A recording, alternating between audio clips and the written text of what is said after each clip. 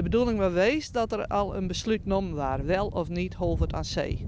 En het duurt nou best wel heel lang. In de vorige stuurgroep is er weer geen besluit genomen. En toen hebben wij gezegd van nou, wij zijn er nou wel klaar met. Wij hebben ons mening wel, dan stappen wij er nou uit. Laan- en tuinbouworganisatie LTO Noord, de Agrarische Jongeren Friesland en de Nederlandse Ikkerbouwvakboen werken net langer mee in de stuurgroep van Holwert aan Zee. Dat hebben ze weten in een brief om provinciale steden. Wiels de partijen al wollenskoft om tafel zitten in de parteren over het terugbrengen van de dik.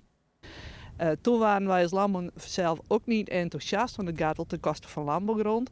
Alleen de boeren toen in het gebied heel duidelijk zijn van ja, als het zo'n impuls is voor het gebied, dan willen wij niet dwars liggen, maar dan willen wij wel met praten. Want wij willen ook iets, een betere verkaveling, een betere soort watervoorziening enzovoort. Maar ondertussen is het hele plan verworden tot een natuurplan.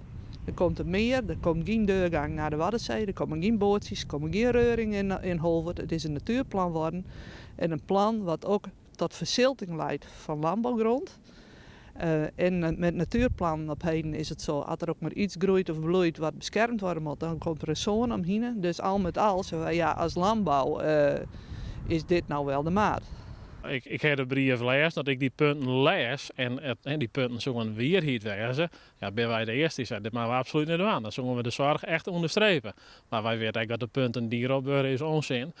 Want de rapporten die te lezen, waar men zelf ook al mooi werken heeft, ja, die zeggen ze toch echt wel voor ons. LTO ziet er namens de boeren in het gebied. Nou, maar het gebied, de boeren zelf, houden we nog gewoon het contact. Dus dat verandert echt net. Wetenskippen er dan echt uitstaat, maar is er gewoon nog een samenwerkende partij. Want we hebben elkaar echt nodig in de realisatie. Niet alleen van Holwert aan Zee, maar ook de dikversterking. Dus dat zal echt net echt veranderen.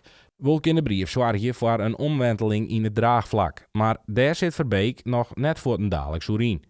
Nou, we hebben er niks aan. Hè. Dat vooropstelt is ook heel erg lastig. Maar ja, verkiezing stond verder door. Het project staat op het punt om dat het teruggaan vindt. Nou ja, dan wordt het ook al even spannender. Hè. Dan gaan dingen veranderen. Er is ook net iedereen altijd klaar voor. Maar ja, dus dat zal mij spelen dat men zijn brief stuurt uit een soort van wanhoop, vermoed ik. Maar ja, inhoudelijk, ja, het is net wat het is wat geschreven wordt. Gelukkig. Alle onderzoeken men deen, je bent niet 1, 2 of 3 keer deen, sommige onderzoeken men wel 4 keer deen. Dus de conclusies zijn nou wel helder. Het plan is van oorspronkelijk 45 miljoen, is nou ondertussen prijsspel 2021 86 miljoen. Hè? Daar komt nog wel 10% bij. Dan krijg je een plan van 100 miljoen, waar alleen een gat komt, een klein gatje in de dik. En meer van 30 hectare met brakke natuur. Ja, 100 miljoen. Ja jongens, waar gaat dit over? Joost, zag nog een soort potentie en nog zeker geen donkere wolken boven Holwert aan Zee hingen? Nee, als je naar de inhoud is klip en klaar, hè, dat kan net fout gaan. Maar het is ook een kwestie van willen. En het is ook een kwestie van dwaren. Hè, want we doen wel dingen die we dan nooit dingen hadden dikken terugsteken. We hebben ook nog contact zocht met een stuurgroeplid uitname van de landbouw om jou in Holwert, maar deze wie net bereikbaar voor commentaar. Wanneer er een besluit komt of Holwert aan Zee echt teruggang vindt, dat is afwachten.